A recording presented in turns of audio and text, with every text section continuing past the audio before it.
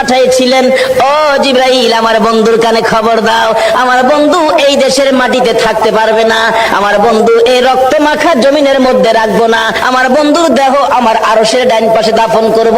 জিবরাইল খবর নিয়ে ডাকতেছেন, হুজুর আল্লাহর সালাম গ্রহণ করুন। আমি জিবরাইলের সালাম গ্রহণ করুন। আল্লাহর নবী গো, আপনার দেহ মোবারক আল্লাহর আরশের ডান পাশে দাফন হবে, আপনি খুশির সহিত কবুল করুন। আমার নবী কোনো কথা কয় না, দুইটা চোখের পানি ঝরঝর করে ছাড়তেছে। জিবরাইল বলেন, ইয়া রাসূলুল্লাহ, এত সুন্দর প্রস্তাব নিয়ে আসলাম, কোনো কথা কন না, খালি কাঁদেন কেন জানতে চাই। আমার নবী বলেন, জিবরাইল রে, তোমার জন্য খুশির খবর হতে পারে, আমি খুশি হতে পারলাম না, কেন পারলেন না? রে জিবরাইল, আমার দাফন আল্লাহর আরশের ডান পাশে হবে, আমি জানতে চাই আমার গুনাহগার উম্মতের